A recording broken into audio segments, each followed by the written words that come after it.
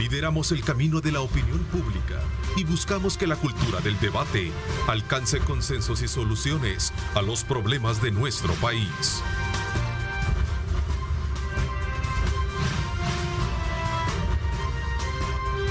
Diálogo con Ernesto López. ¿Qué tal? Buenos días, El Salvador. ¿Cómo están? Qué placer enorme saludarles a ustedes. Como siempre, muchísimas gracias por estar con nosotros.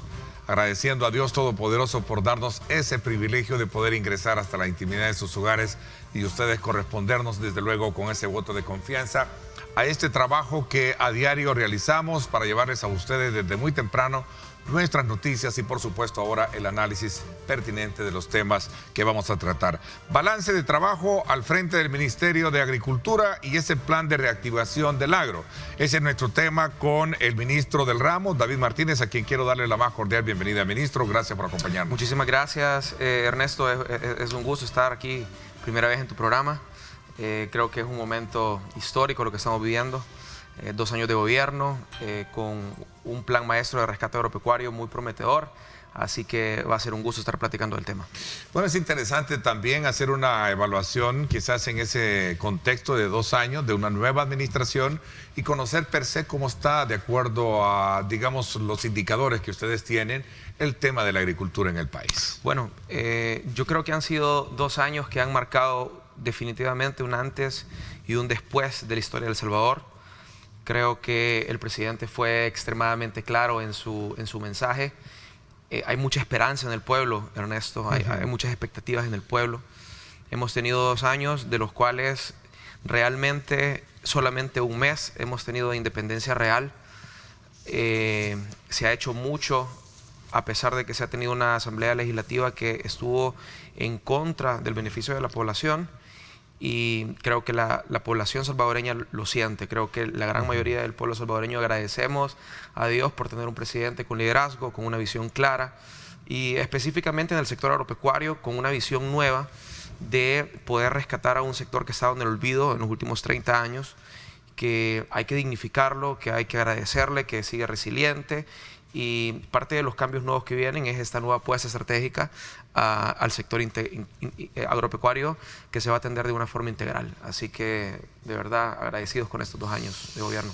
A ver, es interesante, obviamente, después de 2 años, hacer una, digamos, una valoración muy pertinente sobre el tema de la agricultura, sobre todo porque la agricultura representa un eje fundamental dentro de la estructura económica del país. Claro, totalmente. ¿Verdad? Y este pequeño comentario me hace a mí, por ejemplo, ver de una forma en retrospectiva cómo ha sido punto de honor y en la agenda de los gobiernos, pero no se ha logrado de alguna manera potencializarlo. Recordemos un poco la historia también, desde el desmontaje que se dio a partir de todo aquel ajuste estructural que se generó en economía, y que desde luego el país pasa a ser más importador que productor precisamente de agricultura. Yo creo que sí. Hay que conocer un poco el gen, la historia de la agricultura para poder comprender dónde estamos y hacia dónde queremos ir, ¿no? Yo creo que es importante saber que los gobiernos anteriores han tomado la agricultura desde una perspectiva puramente política.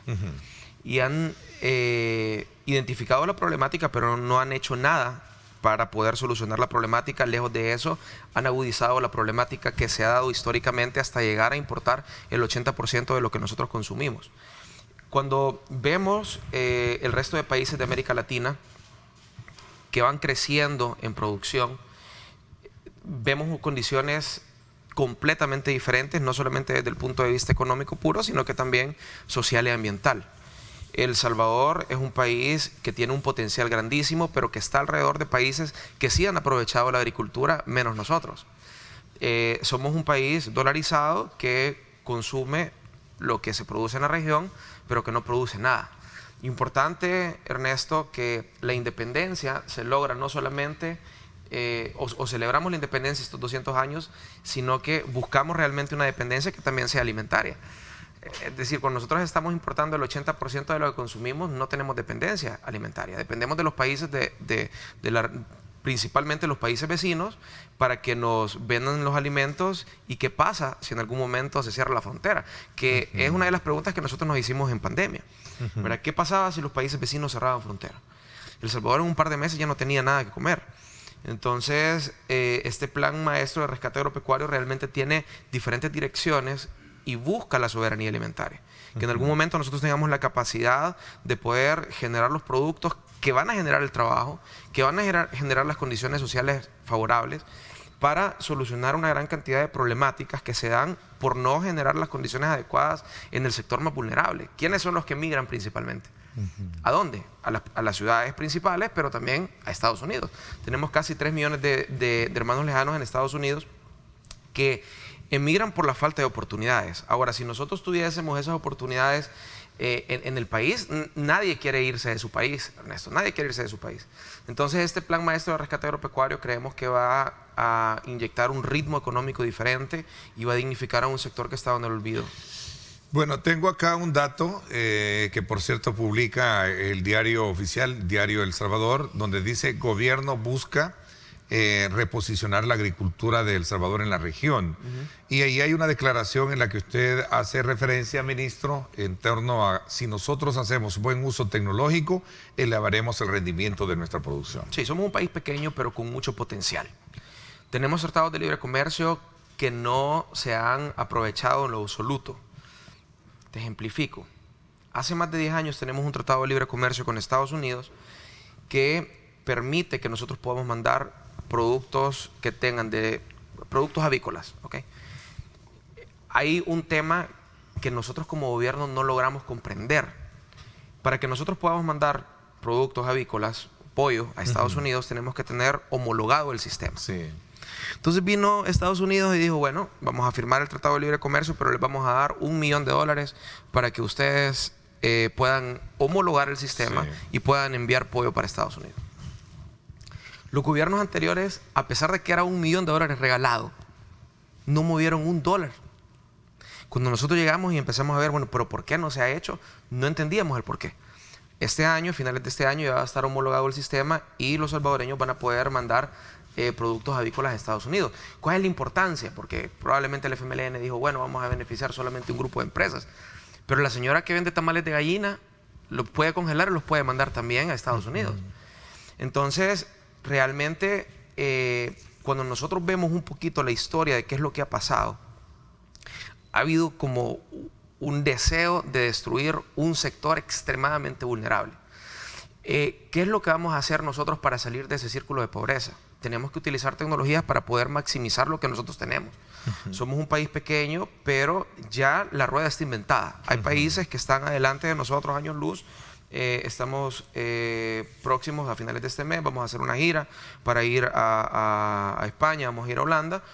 Ya vamos a firmar convenios con estas un instituto de investigación y una universidad holandesa que nos va a ayudar a crear este nuevo pensum de la Escuela Nacional Agropecuaria, la ENA. Y en el tema de generación de nuevas tecnologías a través de biotecnología, vamos a firmar acuerdos con un centro de investigación de Almería para poder implementar esto y que nosotros realmente llevemos el rendimiento de lo que se pueda generar en el país a lo máximo que se pueda. A ver, ministro, para nadie es un secreto reconocer que durante toda esta pandemia que nos ha golpeado fuertemente al mundo y especialmente al país, la decisión de importar, comprar y otorgar alimento a través de las bolsas alimenticias a la población ha sido obviamente un gran alivio. Sin embargo, estamos ya entrando quizás a una fase de mayor estabilidad.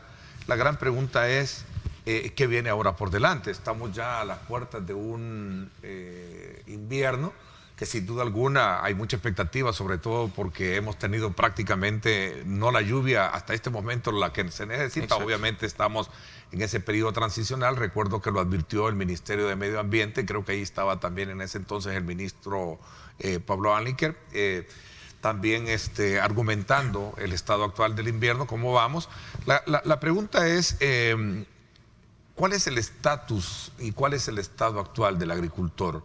¿Realmente tiene garantizada su producción? El país tiene garantizada su producción y el agricultor tiene garantizada su venta, su producción, su comercialización? Yo lo quisiera tomar en partes. Número uno, el tema de los paquetes. El tema de los paquetes tenía la finalidad de garantizar la seguridad alimentaria. O sea, separemos seguridad alimentaria de soberanía alimentaria. Sí. La seguridad alimentaria es la capacidad que tiene el salvadoreño de poder tener comida en su mesa. Sí. Entonces el gobierno, en medio de una pandemia, tuvo que tomar la decisión de comprar alimentos para que no entráramos en un problema agudo de seguridad alimentaria. Si nosotros vemos los países de la región, qué es lo que han hecho o qué dejaron de hacer o cuál es la situación actual, están en situaciones extremadamente complejas el día de hoy, mientras hablamos. Mientras nosotros estamos hablando, que la pregunta es, ¿cuál sería el siguiente paso? Generar las condiciones adecuadas para poder generar competitividad. Fíjate, lo que estás diciendo ahorita es súper importante. El invierno ya viene. ¿Qué pasa si el invierno no funciona o no es como el año pasado, que tuvimos un buen invierno? Pasa que los granos básicos no van a tener la misma cantidad de producción que el año pasado, simple. Bueno, y dependiendo de ver cómo se puede ver que fue bueno, porque algunos sectores, tanto del agro como tal, fueron seriamente afectados, por el tema de las tormentas. O sea, sí, habría que de alguna manera parcializar esa parte. Exacto, o sea, fue relativamente bueno, ¿verdad? No hubo sequía, hubo lluvia. Porque muchos incluso de ellos estaban solicitando ayuda al gobierno. Hubo exceso de lluvia. Exacto, por eso es que tenemos ahorita un plan invernal, del cual nosotros estamos trabajando para identificando las zonas a donde hubo una problemática el año pasado, para que este año ya estamos trabajando íntegramente para que ese problema no se dé como se dio. Pero si nosotros estamos dependiendo de que llueva o de que no llueva, no vamos a garantizar la seguridad alimentaria, mucho menos la soberanía alimentaria.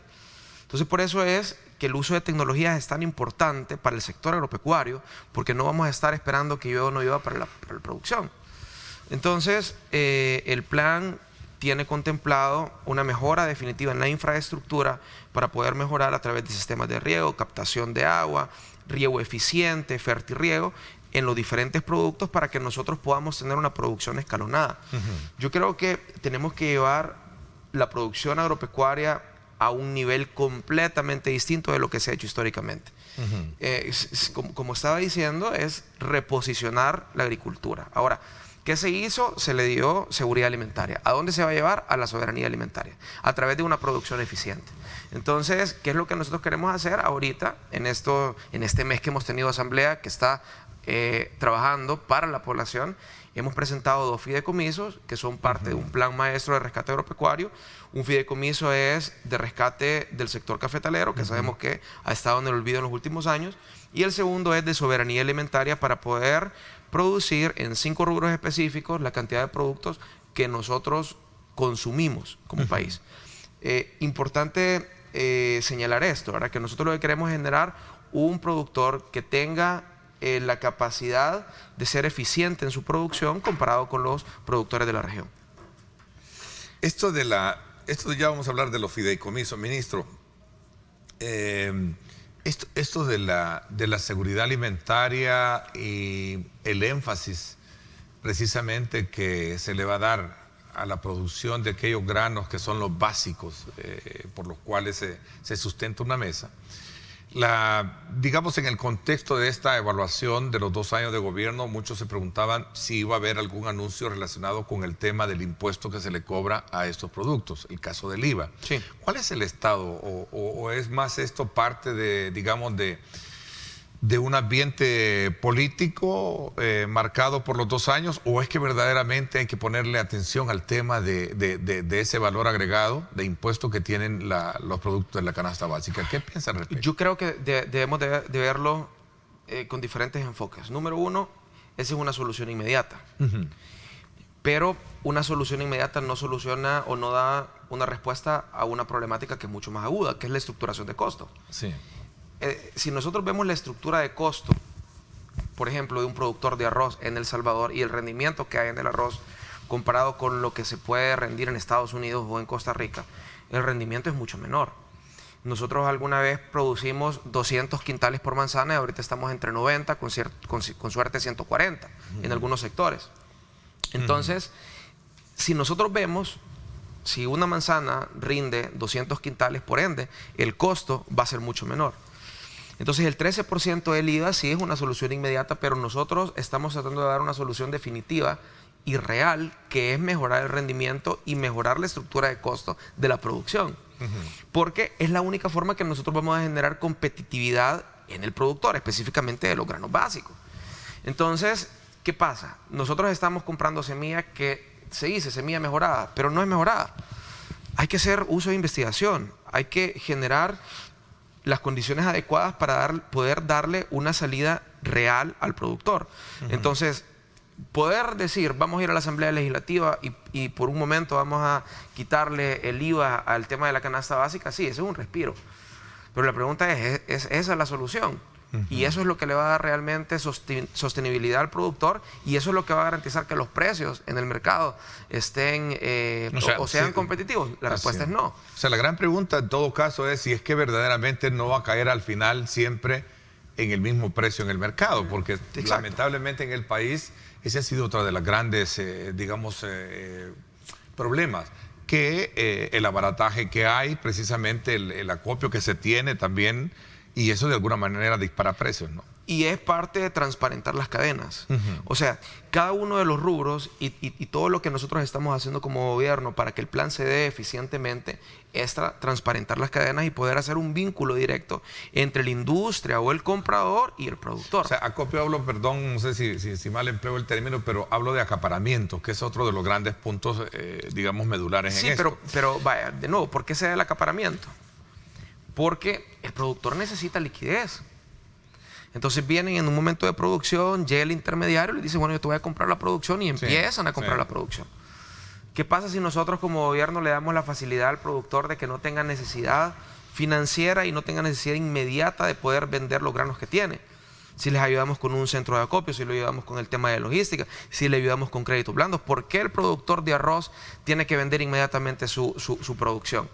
Porque tiene un crédito de usura, presta $500 para sembrar, le están cobrando $50 mensuales y tiene que desplazar inmediatamente su producto porque le están cobrando una tasa de interés que es impagable. Entonces, hace 2 semanas, por cierto, estuvieron agricultores en la Asamblea Legislativa pidiendo la exoneración del IVA a esos, también el tema de los insumos agrícolas, que es otro de los también componentes de la estructura de costos. Claro. Incluso ellos hablaban, recuerdo que en su momento, de un ahorro de $100 por manzana, lo cual estarían teniendo a partir de que se generara esa exoneración del IVA a estos insumos agrícolas. ¿Todo eso es factible o contempla dentro de ese plan de rescate de la agricultura, ministro? Es factible.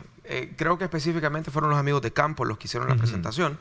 Yo estuve reunidos con ellos y tal cual te lo estoy exponiendo, creo que llegamos todos a un acuerdo. ¿Y qué pasa?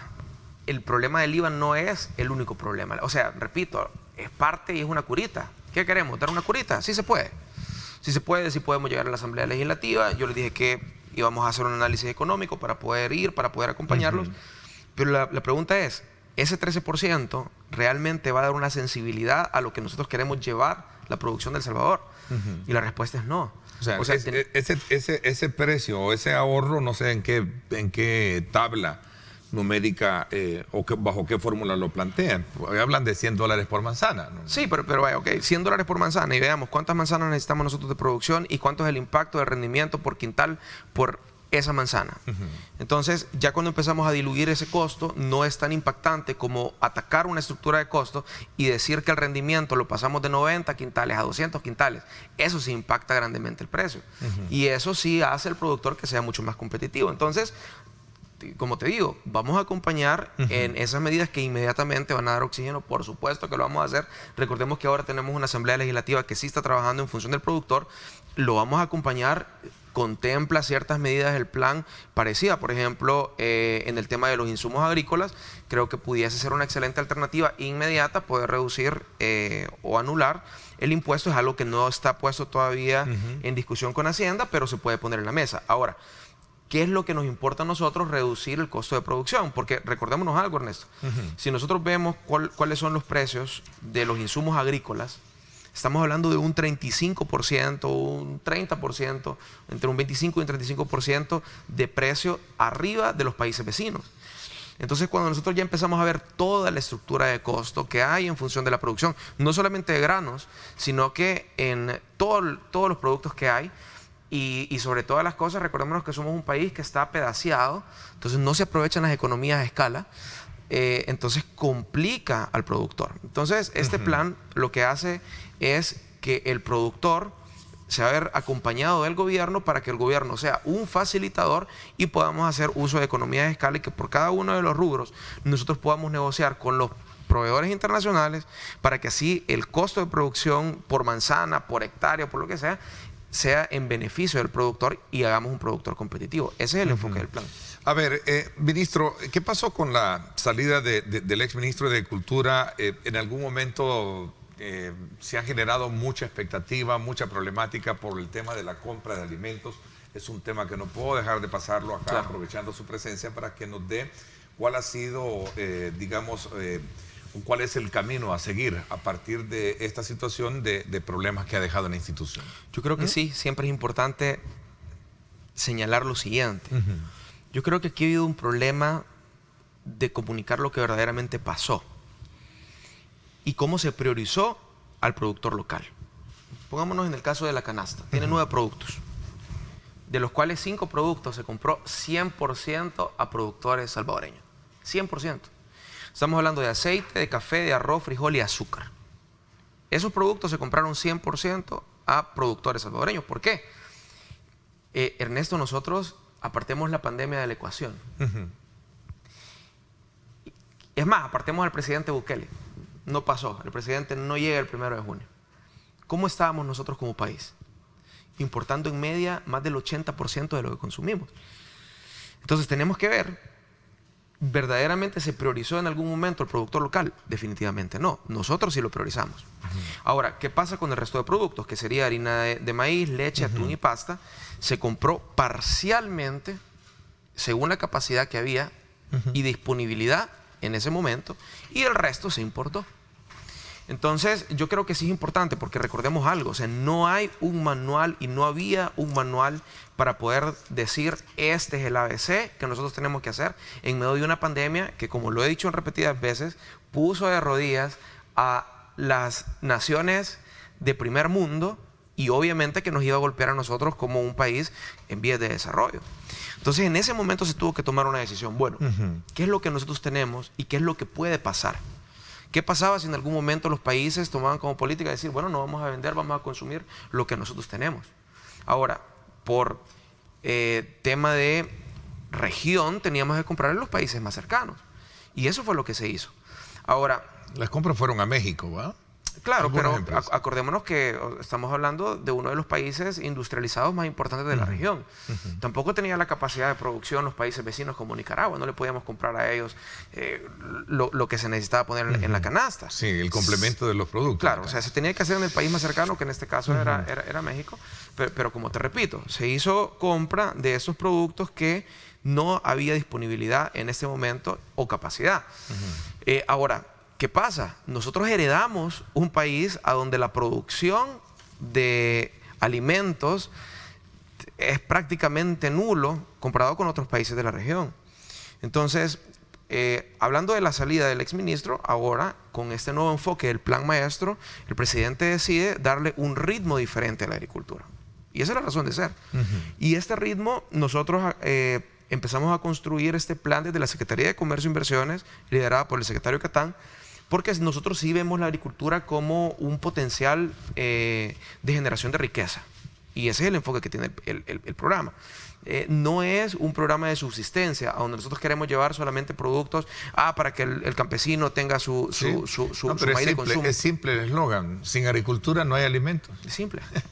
es decir, no tenemos la comida en nuestra mesa. Sí. Entonces, ahora que tenemos que darle una visión completamente diferente a la agricultura y que pasamos al siguiente nivel, ya no compramos, ahora producimos. ¿Qué es lo que necesita? Vamos a producir. ¿Qué es lo que necesita bajo bajo los ojos de este gobierno que tiene un modelo de, de administración diferente a lo que se ha venido haciendo en el pasado con el tema de políticas de apoyo a estos sectores?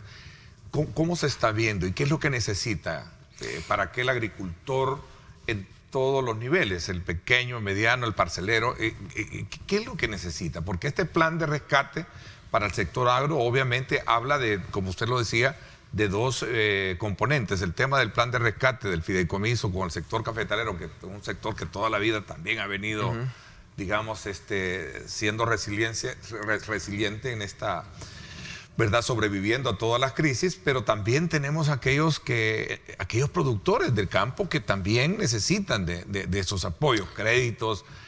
Ya hablamos del tema de insumos, digamos, de incentivos para la compra de sus insumos, mejorar esa producción, digamos, de sostén que tienen para producir las manzanas, ¿verdad?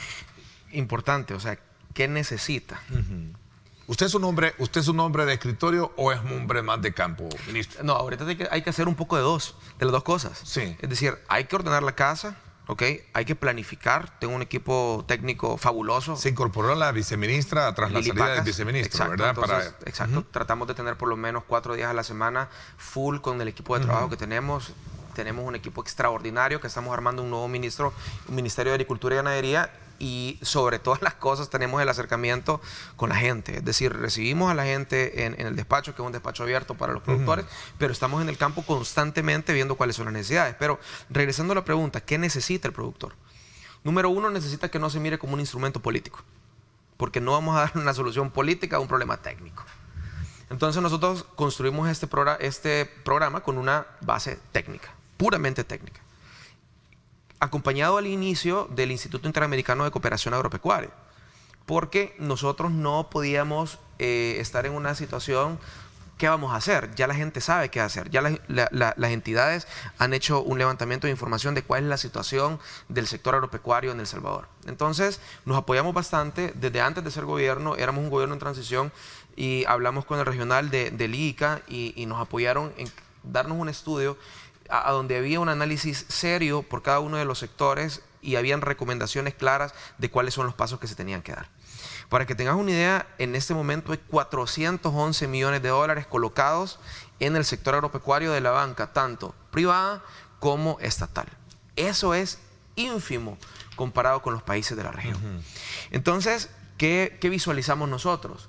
Para darle una respuesta definitiva a una problemática tan aguda, había que crear un programa que tiene diferentes respuestas o acciones ante diferentes problemas que tiene el sector. Entonces creamos el plan maestro, que tiene 3 pilares, porque si bien es cierto hay 2 fideicomisos, pero son 3 pilares y 8 acciones transversales. Entonces, seguridad alimentaria es uno de los pilares, rescate del sector cafetalero es otro, ruralización es el tercer pilar, que está acompañado de 8 acciones, comenzando con una política nacional agropecuaria. La política lo que nos da es una visión clara de a dónde vamos a llevar el sector. Acompañado de la política agropecuaria, hace 3 semanas lanzamos, o 2 semanas y media, lanzamos la política nacional cafetalera. Es un compromiso de 20 años, son acciones que tenemos un equipo técnico súper bueno que nos está creando la brújula, qué hay que hacer, a dónde hay que llevar. Entonces, la política la lanzamos también, creo que hace 3 meses aproximadamente, y ya tenemos una visión clara de los pasos que hay que dar. Pero si nosotros no empezamos a tener acciones complementarias, por ejemplo, el Ministerio de Agricultura y Ganadería este día no es eficiente como puede ser el Ministerio de Agricultura de Costa Rica o de Guatemala. Hay que modernizar el Ministerio de Agricultura y Ganadería. Entonces nos acompañamos de USDA, nos acompañamos del BID, del BS, para crear un análisis de cuál es la situación del Ministerio de Agricultura y Ganadería y cuáles son los cambios que debemos de dar para que atienda eficientemente al sector y darle un enfoque completamente distinto. Eso no lo vamos a hacer nosotros en 2 años. Obviamente, estuvimos en medio de pandemia, empezamos a construir ese esquema de los pasos que hay que dar y ahorita estamos en el momento de empezar la ejecución. Ahora, ¿qué debe de hacer el producto? Como te decía, 411 millones colocados, que es nada, porque atiende a menos del 10% del sector agropecuario. Entonces dijimos, bueno, si nosotros inyectamos dinero a la banca puede verdaderamente atender al sector en este momento. La respuesta es no. Entonces tenemos que crear 2 fideicomisos para poder atender financieramente a un sector que está marginado, pero adentro de un programa integrado que implica desde cómo va a producir hasta cómo va a comercializar. Entonces empezamos a crear líneas claras de cuáles son los pasos que hay que dar por cada uno de los rubros, seleccionando cada uno de los productos para dar un ABC de producción, acompañado de otras acciones como la reingeniería de la banca, fortalecimiento de la policía rural, un nuevo centro de investigación que va a ser la fusión del CENTA y la ENA, porque desde el punto de vista de infraestructura e investigación estamos prácticamente cavernícolas. Entonces, hay que... ¿No se ha logrado equiparar a niveles de generar una buena producción de profesionales en esa área? El sector ha estado en el olvido, Ernesto, y no solamente no se ha enfocado los gobiernos anteriores en mejorar las condiciones de infraestructura mínimas para que los estudiantes, en el caso de la ENA, puedan llegar a tener un lugar digno. Cuando nosotros llegamos, hicimos la primera visita a la ENA, es sorprendente lo que nos encontramos. Es decir, era peor quizás que una Bartolina. Entonces, obviamente la calidad de educación no es competitiva a nivel regional. Ahorita nosotros estamos trabajando íntegramente en mejorar la infraestructura, pero de igual forma poder crear profesionales que sean competitivos para que puedan atender un plan tan ambicioso como el que hemos construido. Ok, son las 7 de la mañana en punto. Ahí está, por cierto, una grabación de ellos, este material que tenemos. Voy a hacer una pausa. Cuando regresemos.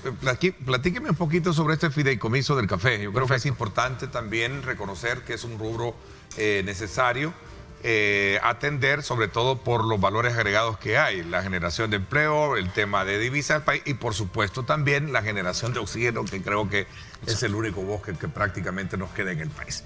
Voy a la pausa y regresamos vamos a la pausa, por supuesto, con estas imágenes desde el sector del Boulevard del Ejército, para que usted tome en consideración con estas imágenes cómo está el tráfico a esta hora de la mañana. Y si usted piensa desplazarse hacia el ingreso de la capital, pues vea el tráfico cómo está de lento y cargado a esta hora.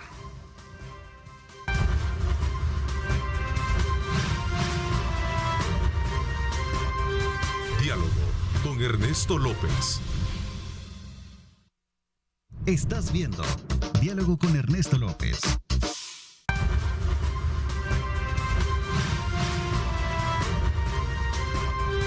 Diálogo con Ernesto López. Bueno, gracias nuevamente por estar con nosotros a esta hora. Aprovechamos estos minutos, ministro, para hablar de un tema que tiene que ver muchísimo también dentro de la estructura económica del país, que es el tema del café. Se habla que dentro de este plan está, y usted me lo mencionaba, el fideicomiso del rescate para el sector cafetalero. ¿En qué consiste? Así de manera muy concreta. El sector cafetalero tiene diferentes problemáticas, por eso es que lo separamos del programa de seguridad alimentaria. Aquí hay una deuda histórica, o sea, el tema de deuda del café al día de ahora anda entre 225 y 250 millones de dólares. Entonces, no podemos verlo solamente del enfoque puramente económico, sino que tenemos que ver cuál es la importancia ambiental que tiene. Sin café no hay agua. Así de simple, o sea, el café soluciona la problemática de captación de carbono, pero también la generación hídrica necesaria. La generación de empleo que da el café es mucho mayor que lo que dan otros subsectores, siempre en el sector agropecuario. Entonces, alguna vez en la historia fuimos los productores más grandes de café de la región y fuimos el cuarto productor más grande a nivel mundial. Ya nosotros hemos comprobado que podemos ser productores eficientes y de excelente tasa. Entonces, el programa tiene un componente de reingeniería de la deuda. Ojo, no es condonación de deuda, porque no se trata de perdonar la deuda histórica que ha habido, sino que dar las condiciones de tasas de interés adecuadas y plazos adecuados para poder darle oxígeno al productor. La renovación completa de 50.000 manzanas de café, importantísimo esto, representa un 25% del parque cafetalero. Creación de un nuevo instituto de investigación. En investigación en todos los rubros estamos muy mal. Y Lili Pacas, que es la viceministra de Agricultura, lo explica así, que nosotros hayamos pasado un problema de la roya tan agudo, es el equivalente que nosotros hubiésemos pasado un problema de COVID sin Ministerio de Salud. Entonces, teníamos un parque envejecido, que no se había hecho la inversión correcta para poder atenderlo en ese momento, y no ha habido una solución técnica, como te repetía, a una problemática que no tiene que ser vista políticamente. Si nosotros vamos a dar una solución al sector cafetalero político, mejor dejémoslo como está, porque entonces vamos a generar una problemática. Entonces nosotros lo que hemos hecho es generar un plan a donde le vamos a llevar la tecnología específica, igual que el otro programa, la asistencia técnica, y este nuevo instituto lo va a poder atender de forma eficiente. Y la banca, con la reingeniería de la deuda y el otorgamiento de crédito para la renovación del 25% del parque cafetalero, va a poderle dar crédito debido para poder atender el 75% restante. Se escucha bien simple, pero llegar a esta conclusión realmente no ha sido de la noche a la mañana. Nosotros creamos estas mesas que se llaman Proyecto Café País, a donde el sector fue parte integral de estas mesas.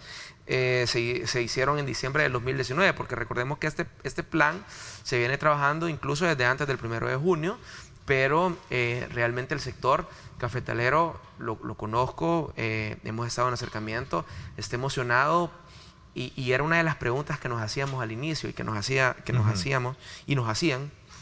¿El sector quiere ser rescatado? Esa es la pregunta. O sea, si el sector realmente quiere ser beneficiado. Pero ese rescate, el énfasis de ese rescate que ellos siempre han planteado es el tema de deudas. Creen que es un sector que está bastante endeudado y que incluso en el pasado ha tenido que recurrir a condonaciones como tal.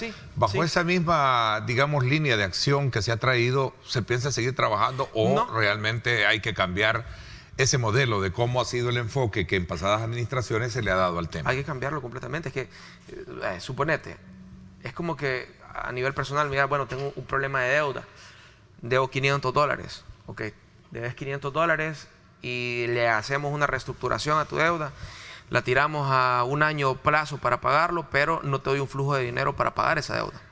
Entonces en 2, 3 meses, 4 meses vas a volver a caer en deuda. Entonces el problema no es la deuda solamente, el problema es todo lo que está pasando el sector cafetalero.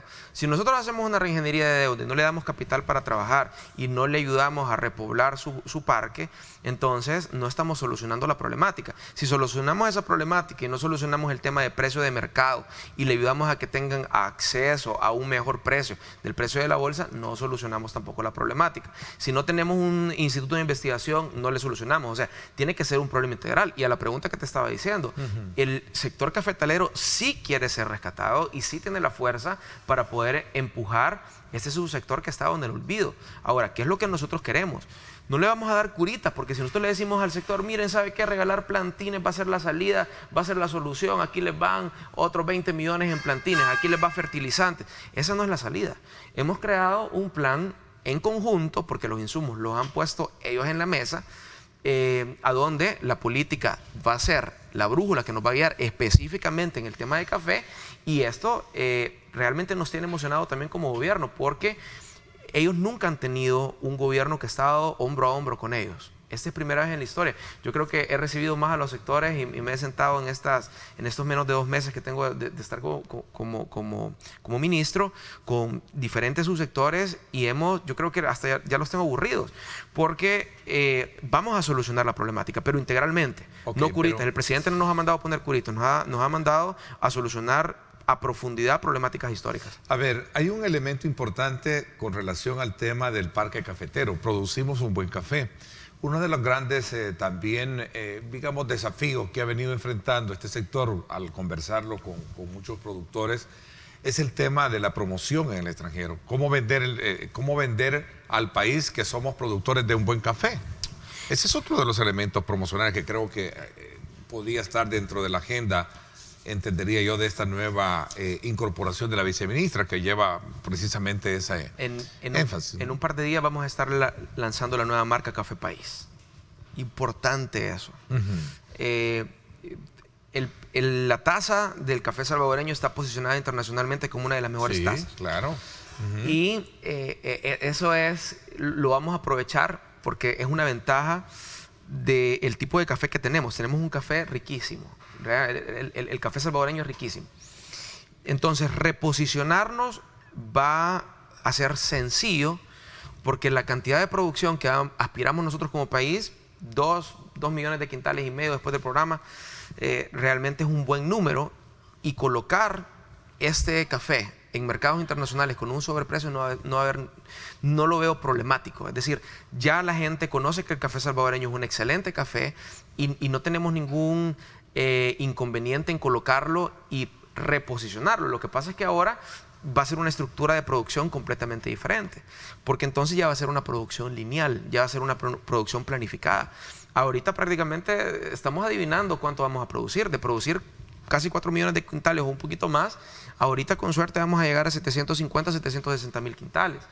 Entonces, los mercados que están interesados en comprar el café salvadoreño existen y son latentes. Entonces, ¿qué pasa? Tenemos que garantizar la producción primero antes de colocarlo. Obviamente que estamos haciendo todo ese trabajo simultáneamente para que cuando tengamos la producción ya tenga un mercado y un nicho que esté esperando esta producción de café salvadoreño. Ministro, el tiempo se nos está yendo. Quiero preguntarle, a raíz de un comentario que alguien nos hace acá, es: para los agricultores, ¿este invierno será bueno, será malo? ¿Cuándo comenzamos? ¿A cuánto se da? No hay banderillazo todavía de siembra, ¿o ya se dio? El 15 de mayo. El 15 de mayo. El 15 se de dio mayo. el banderillazo para... Sí, se espera que sea un invierno similar al del año pasado, pero ya estamos viendo que las lluvias no son tan constantes como el año pasado. Dicen allá en el campo, decía mi abuela, porque yo vengo de un origen campesino de mi familia, decía, está huraño, ¿no?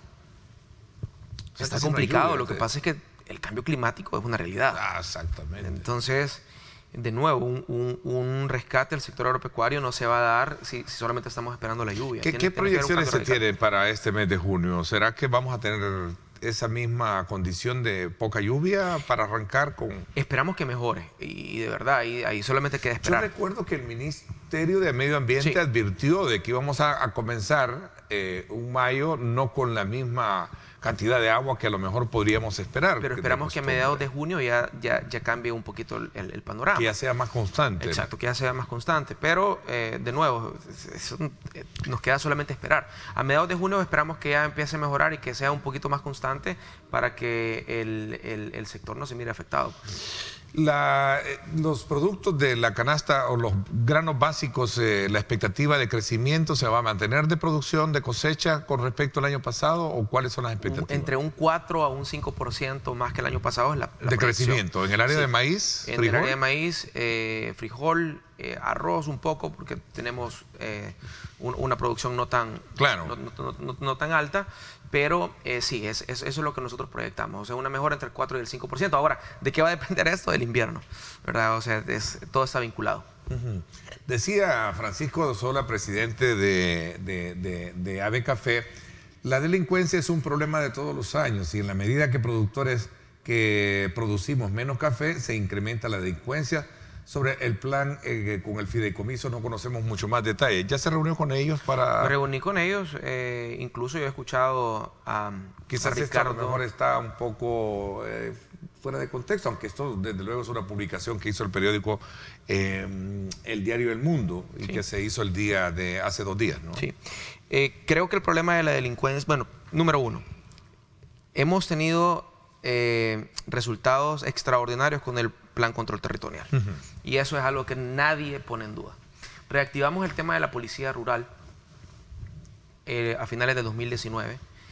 Y yo creo que el tema de la delincuencia, en el caso específico, incluso creo que escuché a Ricardo Esmaján hablar de cómo sí había funcionado la policía rural y cómo hay un cambio radical en el tema de delincuencia, específicamente en el sector cafetalero. Estuvo conmigo acá Ricardo en su momento. Entonces, hablando de ese tema. El tema de seguridad, adentro del plan está contemplado el fortalecimiento de la policía rural. Es uno de los ejes transversales que te mencionaba, porque son 3 pilares y 8 ejes transversales. Nos falta mucho en tema de seguridad. Quisiéramos tener el recurso suficiente para decir, miren, aquí va este recurso y vamos a mejorar las condiciones. Pero nosotros tenemos un mes de tener Asamblea Legislativa que sí está trabajando en función de la población. Y ahorita lo que sí podemos garantizar es que el Plan Control Territorial se va a ampliar. Parte del Plan Control Territorial es fortalecer la policía rural para que toda esta producción que vamos a generar esté protegida, no solamente la producción física del agricultor, sino que el tema de ingreso de productos por puntos ciegos y todo lo que implica, todo lo que afecta directamente al productor. Entonces, yo estoy de acuerdo, tenemos que atacar el tema de la seguridad de frente y el plan lo contempla específicamente en el fortalecimiento de la policía rural. Ahora, ese es uno de los grandes desafíos, retos. Preguntan acá sobre el tema del sector pesquero, que es otro sector que necesita de muchos incentivos, sobre todo porque también dentro de la estructura de producción hay ciertos cobros de impuestos que ellos no deberían de pagar. Dice. Como el fovial. Eso es una... estamos trabajando en eso para que los pescadores no paguen el fovial. Creo que en un par de semanas ya vamos a tener resuelta o el camino claro. Pero el sector pesquero está dentro del plan maestro. Tenemos territorio más grande en mar que tierra y queremos explotarlo de la mejor forma. Cada uno de los subsectores a donde yo me siento con ellos y me reúno tienen una problemática aguda, todos. Es decir, el olvido que ha habido en los últimos 30 años es extremadamente marcado. Y tenemos un plan muy estructurado para el sector pesquero en específico. No es solamente tema de subsidios, sino que generar las condiciones adecuadas para que sean competitivos y están contemplados en el plan. A ver, el sector de lácteos, dicen que tienen mucha competencia por el ingreso. Entendería yo que este es el ingreso ilegal que ellos siempre han denunciado en el oriente del quesos y productos lácteos de Nicaragua, ¿no? El problema no es el ingreso del producto, el problema es qué producto ingresa. ¿Y cómo ingresa? Exacto. No solo cómo ingresa, qué ingresa en frontera. O sea, si se está cumpliendo la normativa para poder verificar que el producto que entra es verdaderamente qué. Esa es la problemática. Obviamente que también hay ingreso de productos por punto ciego, pero el sector, y como te repito, cada uno de los sectores con los que me siento están emproblemados. Y estamos trabajando activamente en mejorar las condiciones de frontera para poder cumplir normativa, porque aquí ellos no están pidiendo nada extraordinario, están diciendo que se cumpla normativa, pero la capacidad que ha habido de poder hacer este control en frontera ha sido bajo porque no ha habido presupuesto. Ahora, con la nueva Asamblea Legislativa, vamos a hacer inversiones importantes para poder hacer un muestreo al 100% de todos los productos que entran. Ahora, nosotros no estamos en contra de que entre queso de donde sea, pero que sea queso y que sea de calidad para que el productor local pueda competir. Es un escenario completamente diferente, porque no es justo que nosotros traigamos queso de otro país que no lleva leche y que el productor de Chalatenango sí tenga un queso de primera calidad, que es mucho mejor en calidad, en sabor y lo que sea, y que venga la importación a desplazar el productor nacional. Eso no puede ser. Ahora, que entre el queso que quiera, pero que sea queso y que sea de calidad y que cumpla con toda la normativa para que puedan ser competitivos. Ministro, después de esta reflexión, este balance de acciones y estos, digamos, descripción de hacia dónde puede apostársele con el tema de agricultura, ¿qué mensaje se le puede dejar al agricultor que nos está viendo en esta manera? Yo creo que igual al mensaje que el presidente lanzó, El Salvador vale la pena. El Salvador es un país de luchadores, El Salvador ha sufrido mucho.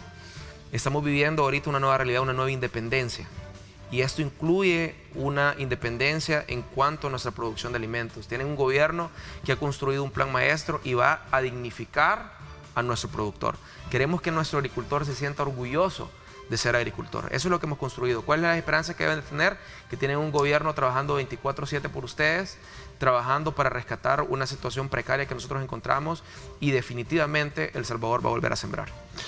Ministro, ha sido un gusto conocerlo y tenerlo acá por primera vez. Espero que sea más frecuente para poder de alguna manera hablar de todos estos planes que de alguna manera pues buscan fortalecer uno de los principales rubros de la estructura económica del país, y que ha sido de las grandes apuestas que se ha generado en los últimos años, pero que todavía falta mucho camino por recorrer. Muchísimas gracias por habernos acompañado. No, muchísimas gracias.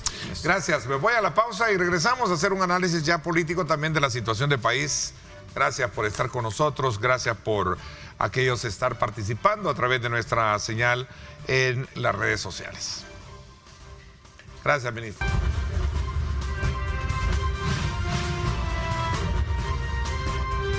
Diálogo con Ernesto López. Estás viendo Diálogo con Ernesto López.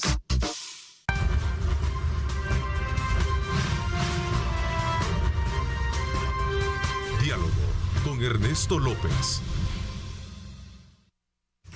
Bueno, gracias nuevamente por estar con nosotros a esta hora de la mañana. Vamos en nuestra segunda parte del programa, aprovechando en el contexto de todavía las reacciones que hay en el país con respecto al discurso ofrecido por el presidente de la República en el marco de su segundo año en la Asamblea Legislativa. Hoy me acompañan para hablar pormenores acerca de lo que significa esta evaluación de los 2 años, Anabel Belloso, diputada del partido FMLN, a quien le doy la más cordial bienvenida. Gracias por estar con nosotros. Gracias, Ernesto, un placer. Un saludo también fraterno a toda la población que se informa a estas horas de la mañana a través de este medio.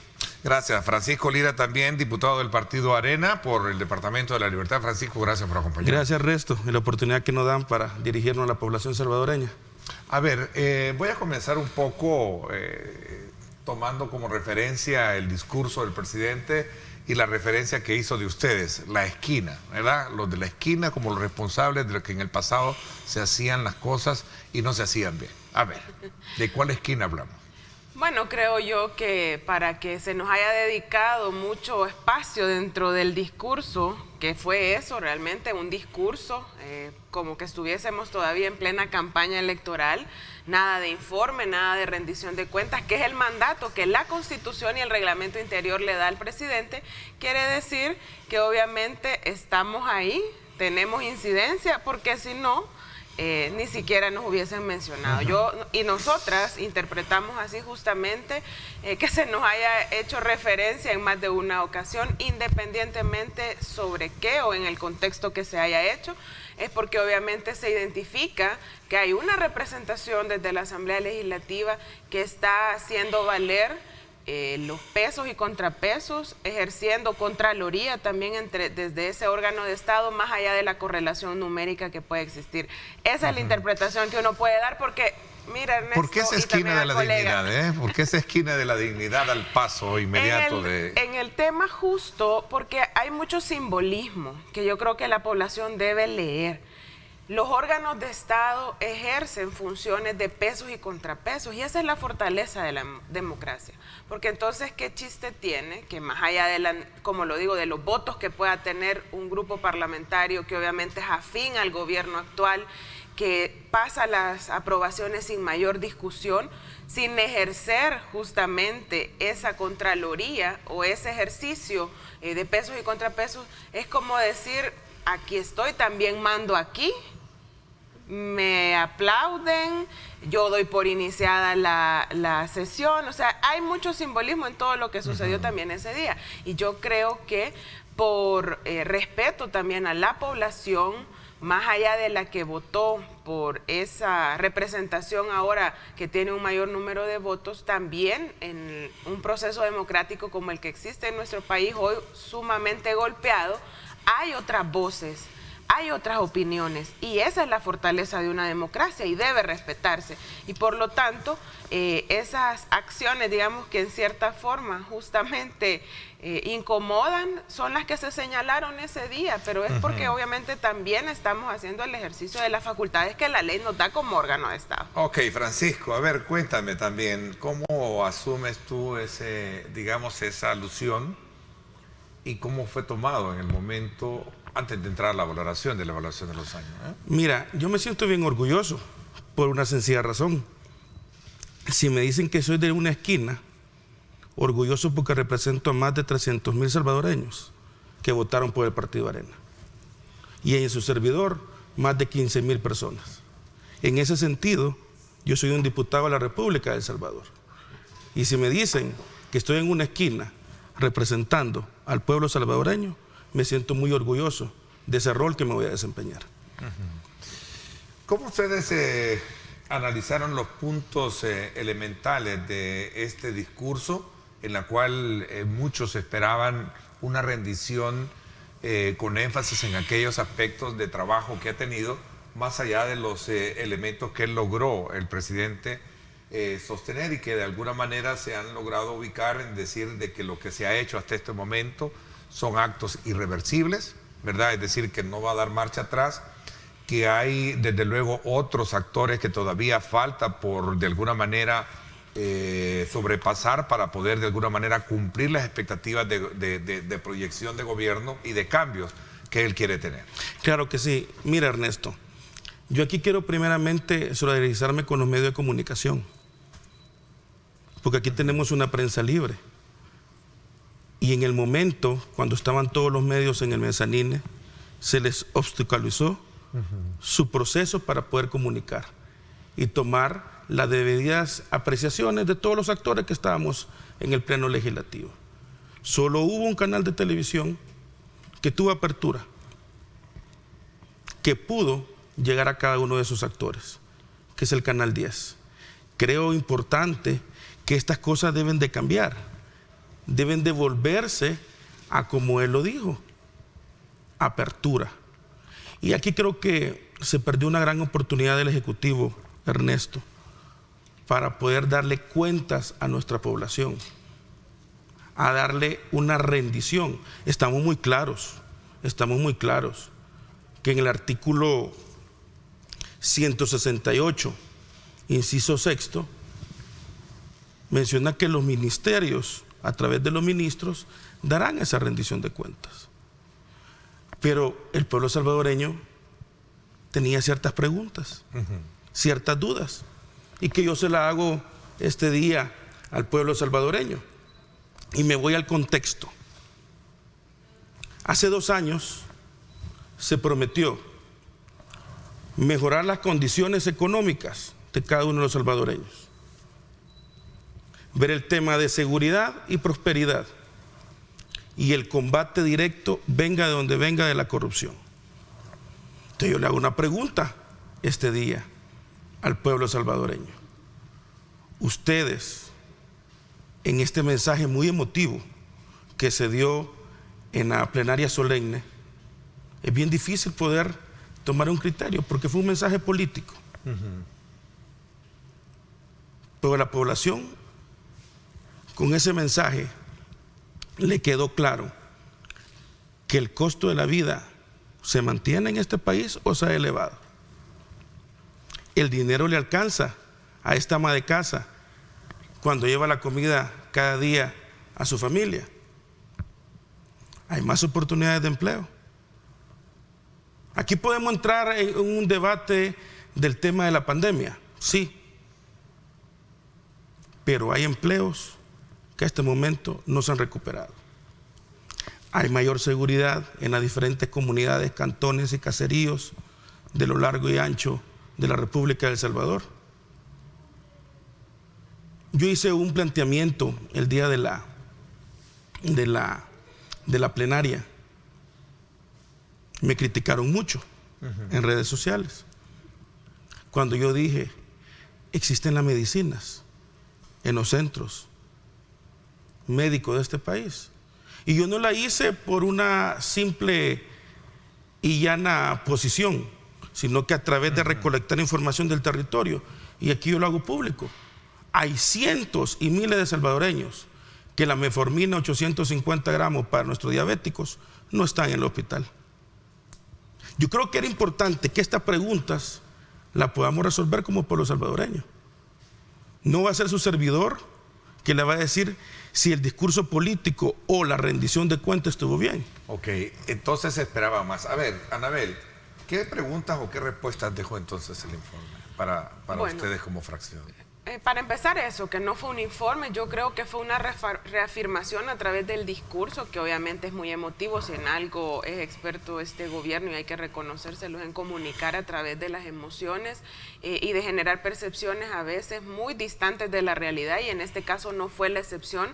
Creo que reafirma el carácter autoritario del gobierno en el sentido que se reconfirma, digamos, lo hecho el 1 de mayo, ¿verdad? Que no hay que olvidar también que ha pasado del 1 de mayo a la fecha, todas las acciones de la Asamblea Legislativa en este periodo que obviamente obedecen a las peticiones que desde el Ejecutivo llegan sin mayor discusión, sin mayor análisis, y a eso pues sumado obviamente el golpe judicial que la Asamblea Legislativa en su mayoría hizo el 1 de mayo para reconfigurar también los otros órganos de Estado, para que no existan voces que ejerzan esa Contraloría. Y lo mismo con el caso de la Fiscalía, donde sabemos que hubo un total atropello a los procedimientos, a la Constitución, violentando derechos también de las personas que de manera ilegal fueron destituidas sin escuchárseles, sin el derecho a defenderse, y en fin, eso no lo podemos obviar. Se reafirma en el sentido que dice,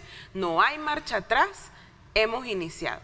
El ataque a los medios, que también lo dijo en el discurso, reafirma también de manera muy respetuosa una confrontación con la comunidad internacional cuando les dice que están confundidos una parte, como yo no sé, viniendo de la primera magistratura del país y en el orden y lógica de todo el manejo diplomático, cómo puede interpretarse, porque obviamente es como que les dice que no saben, prácticamente que ignoran, ¿verdad? Creo yo que eso es preocupante porque obviamente son las otras señales que uno puede leer entre líneas en ese discurso. Sin embargo, son características de un gobierno diferente a lo que hemos tenido en el pasado, ¿no? Por eso se reafirma, digamos, el carácter autoritario. Para nosotros es un régimen, obviamente, que ha configurado una concentración de poder, hace un uso instrumentalizado de las instituciones como la Fuerza Armada, como la policía.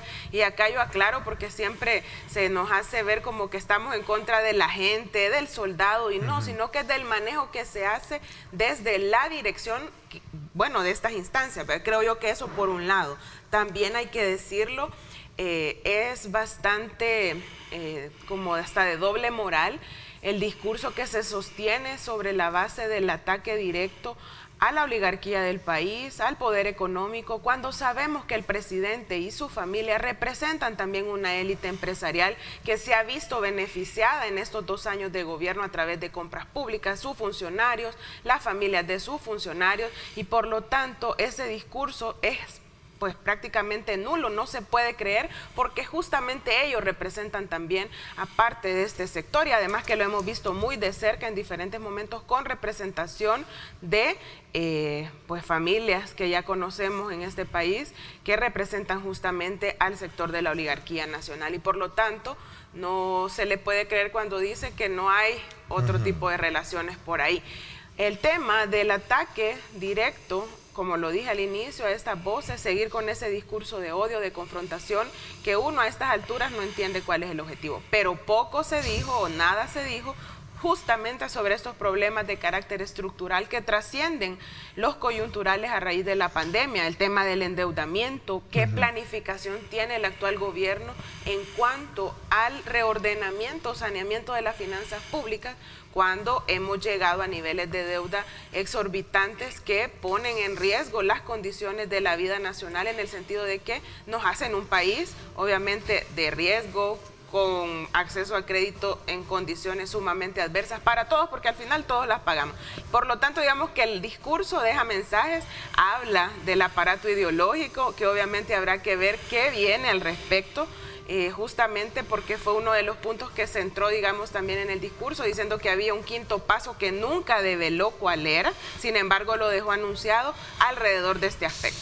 A ver, es interesante, me piden una pausa comercial. Él hizo énfasis también en términos un poco para resumir la responsabilidad de cómo se ha administrado el país. Él decía que el modelo de administración que mantenían los partidos de la esquina, ¿verdad?, eran aquellos en los cuales planteaban votaciones precisamente para comprometerse solo en tiempos electorales, pero nunca llevaron el progreso a la población. Así un poco resumiendo palabras de él. Voy a hablar un poco en términos de reacción y otros elementos que a criterio de ustedes, desde luego, debieron haberse expuesto a lo largo de esta exposición. Pausa, imágenes desde el sector del Boulevard de los Héroes para referencia, para insumos que usted debe tener a esta hora de la mañana, cuando se desplaza a sus lugares de trabajo y nos va viendo a través de las redes sociales o escuchando también. Vamos a la pausa y regresamos con más.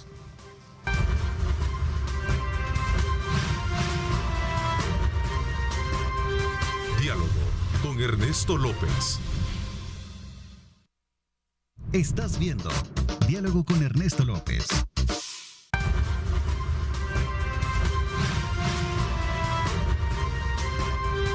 Diálogo con Ernesto López. Gracias nuevamente. Anabel Belloso, diputada del FBLN, y también Francisco Lira del Partido Arena nos acompañan esta mañana en una evaluación per se, ya como parte de lo que se conoció precisamente como análisis del discurso emitido por el presidente de la República en el contexto de sus 2 años de gobierno en la Asamblea Legislativa. A ver, yo hacía la reflexión de qué manera se puede encontrar diferencias en el modelo de administración bajo la crítica o mirada de ustedes frente a ese, digamos, informe o ese mensaje que llegó a dar el presidente, en donde no fue tan, digamos, específico para decir esto se ha hecho y cómo se ha hecho, sino más bien llegó a justificar lo que en su momento ustedes han dicho pues ha sido un golpe a la institucionalidad, y a decir pues miren, lo que pasa es que aquí el modelo de administración que tenían los de la esquina, es decir ustedes, en su momento lo que hacían era mantenerlos por años siempre bajo la mirada de los procesos electorales, darle los votos, pero nunca llevaban el progreso a la población. Ese es un elemento que creo que recoge y resume un poco de la responsabilidad que les tiró a ustedes, diciendo de que el país está como está, ¿verdad? Vamos a cambiarlo, es irreversible mientras yo esté vivo, pero producto de lo mal que ustedes hicieron en el pasado. ¿Qué piensan al respecto? Sí, yo creo, Ernesto, que cuando se tiene todo el poder, se queda mucho a deber. Una frase muy típica. En el artículo 168 de la Constitución de la República, y voy a tomarme la palabra para leerla, son atribuciones y obligaciones del presidente. Inciso 3. Procurar la armonía social y conservar la paz y tranquilidad al interior y la seguridad de la persona humana como miembro de la sociedad. Creo y estoy seguro que cada uno de los diputados de la República, que no somos del oficialismo, tenemos toda la capacidad de tener un diálogo permanente. Que nos tomen en cuenta o no nos tomen en cuenta, ese es otro tema. Pero en el respeto que deben de tener de la Constitución de la República, empieza con nosotros. Francisco, pero es una Constitución que el presidente y este gobierno ha cuestionado muchísimo. Sí, pero yo te hago una pregunta, Ernesto. Si a ti te respetan como persona, ¿estarías dispuesto a dialogar con ella? Si atacan a tu familia. A ver, mi comentario va en porque el sentido, en esa situación en estoy el hablando sentido yo. de decir que es una Constitución que fue hecha, diseñada para tener este modelo de administración supóngate, que ha Ernesto, fracasado, según ellos, ¿no? Correcto. Suponete que no existe la Constitución. Hablemos del respeto, de valores y principios. Si alguien te ataca a ti, ¿qué sucede? Ataca a tu familia, ¿qué sucede? Aquí viene un respeto mutuo, y para encontrar puntos de encuentro y de diálogo, magnífico, tenemos que encontrarlo. Y aquí pongo algo muy claro, Ernesto. ¿Cuántas familias, si aquí la Constitución, y es la vigente actualmente, que la pueden criticar, etcétera, etcétera, pero es la vigente? La familia es el centro de la sociedad. ¿Cuántos despidos hay actualmente en tantas alcaldías? ¿Quién da una respuesta? Aquí no es que lo vayan a mantener, ese puesto de confianza, lo tenemos claro. Pero ¿qué sucede cuando esta persona no tiene para alimentar a sus hijos? Y este es el caso que muchos salvadoreños están viviendo ahorita. Ni siquiera lo han indemnizado. ¿Cómo vamos a empezar a discutir un tema de nación si ni siquiera las reglas claras de valores y principios de la sociedad las tenemos? A ese punto quiero llegar, y bajo esa parte podemos empezar a discutir cualquier cosa, Ernesto, pero que me toquen el salario, que te toquen a tu familia, que no tenga que comer, que tenga que rebuscarse por esa cora para poder cenar con 3, 4 niños. Señores, ¿a dónde está la mejoría del costo de vida? Al Estado lo norma la Constitución, ¿de acuerdo? Correcto. Pero es una Constitución que se ha cuestionado muchísimo desde ese ángulo del Ejecutivo, y que da la impresión, por todo lo que, digamos, se menciona y se podría ver que viene, Es que va a haber desde luego un ajuste o una nueva, no sé. Pero en este caso, veamos un poco el énfasis. Ernesto, Anabela. justamente, como se ha dicho acá por parte del colega, es una legislación y nuestra Carta Magna vigente, que puede ser perfeccionada, si es que recordemos cómo ha sido el proceso y la evolución de nuestro sistema político, de nuestro sistema electoral, de dónde viene El Salvador y hasta dónde hemos llegado, incluso para que él sea presidente de la República, para que hoy haya una configuración en la Asamblea Legislativa como la que salió electa el 28 de febrero.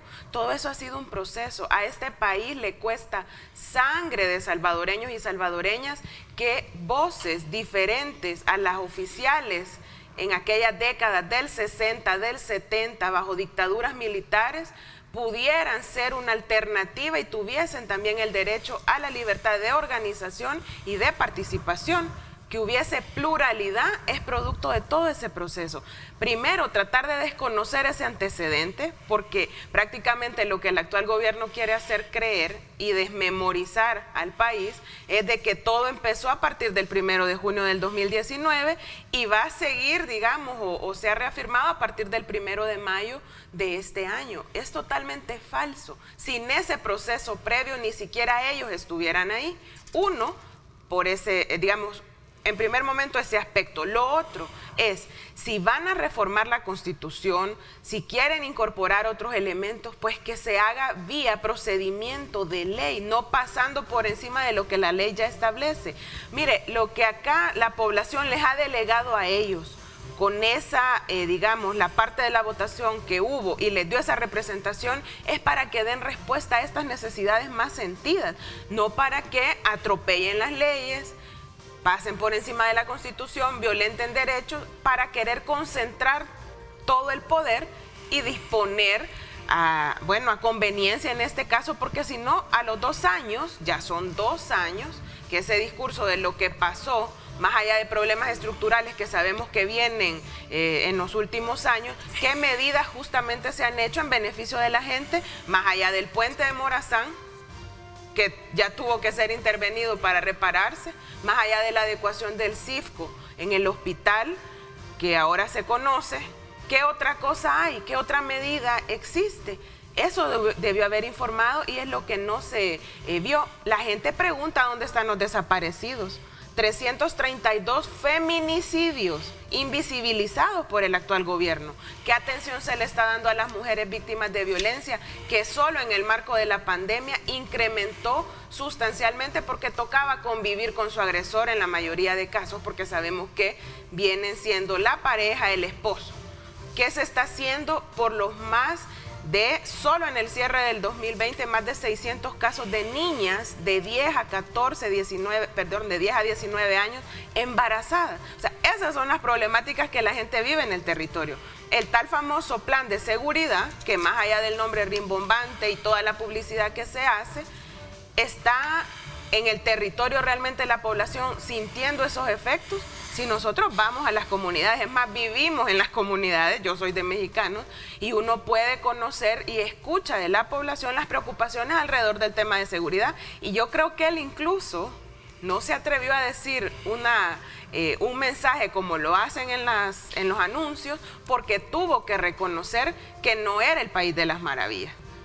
A diferencia de otros discursos que ha habido en otros momentos. Él dijo que no estaba todo en el país como podría. Pero en otros momentos lo han dicho y se atribuyen logros. Y yo quiero dejar algo claro acá: nadie quiere que le vaya mal al país.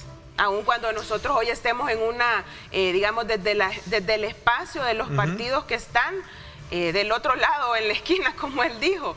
No es que uno quiera que le vaya mal al país, claro que no, pero que las cosas se hagan conforme a lo que la ley manda. A ver, ¿qué aporte se puede dar y esperar desde la perspectiva de esa esquina, ¿no? Que es la que ustedes representan? Voy a hacer una pausa y también, ¿qué aspectos positivos, más allá del cuestionamiento y la crítica que se ha hecho a la forma en cómo se ha venido haciendo las cosas en estos 2 años, pueden ustedes ver de este gobierno? Vamos a la pausa. 7:51, gracias por estar con nosotros.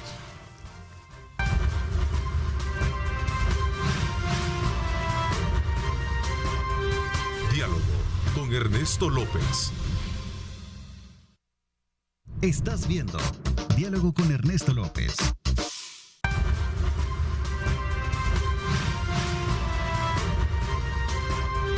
Diálogo con Ernesto López.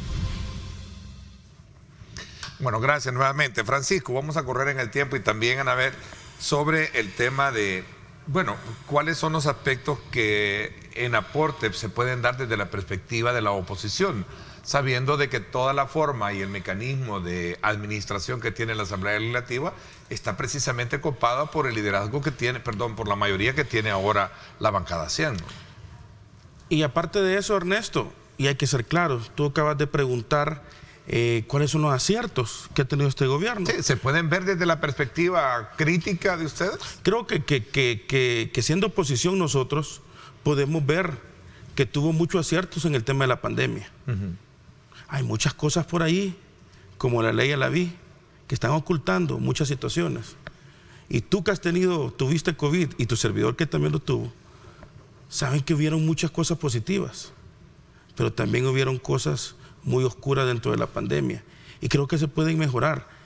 Muchos votos de la oposición han ido para fortalecer a la micro y pequeña empresa de este país, a esos pequeños comerciantes, a esos pequeños agricultores, para que se puedan seguir creciendo y aumentando y mejorando su calidad de vida. Pero eso sí, y lo hemos dicho en las comisiones, no estamos para oponernos, pero sí estamos claros que vamos a ser vigilantes en cada momento de la Contraloría Social, porque no podemos permitir que tantos recursos que se han aprobado, Ernesto, en menos de un mes, que son más de 5.000 millones, no sepamos a ciencia cierta, al 100%, a dónde serán invertidos. Sabemos en términos generales, pero con detalle vamos a estar vigilantes y observadores, porque desde la esquina, como él nos dice, o nos dicen muchos, con una falta de respeto para un rol de diputado de la República de El Salvador, que representamos al pueblo salvadoreño, debemos respeto. Y desde ese respeto y ese rol que nos ha dado el pueblo salvadoreño, estaremos con una Contraloría Social permanente y vigilante para que todos estos fondos puedan llegar realmente donde el pueblo necesita. Y aquí estamos claros, Ernesto, que hay un tema de las relaciones exteriores con Estados Unidos,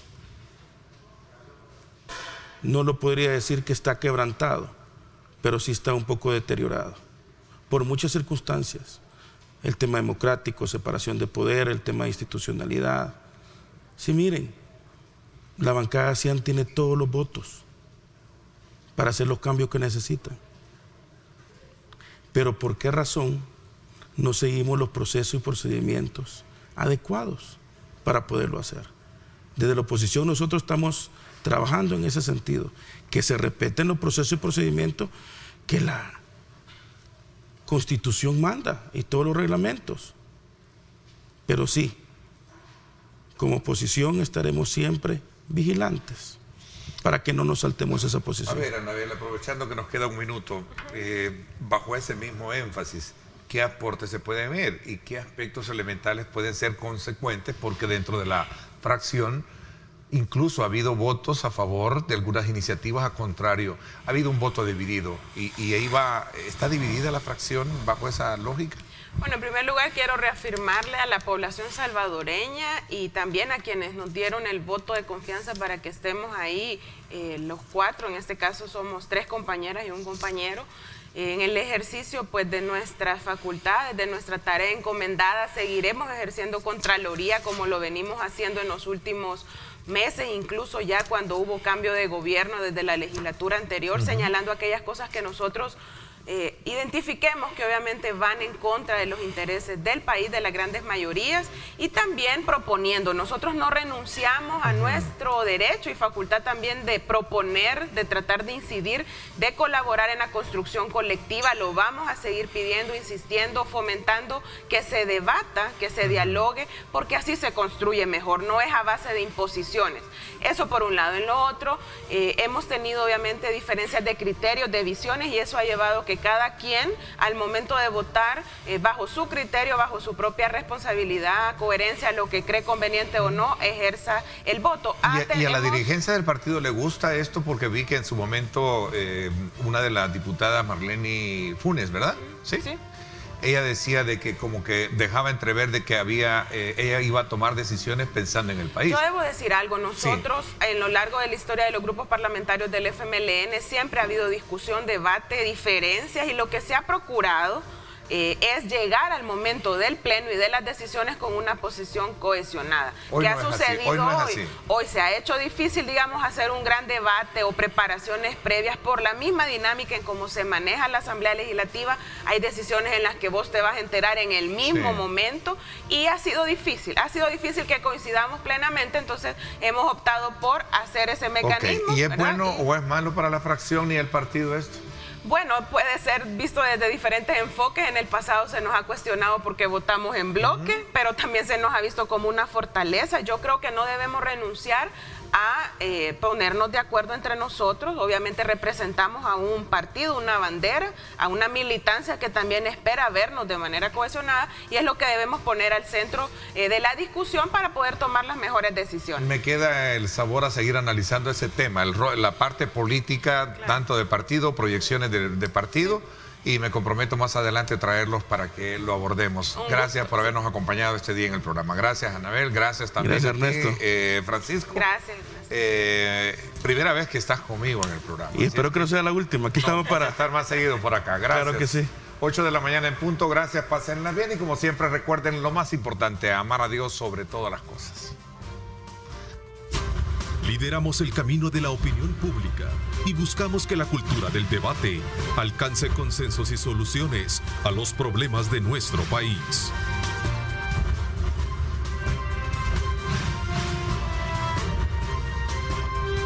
Diálogo con Ernesto López.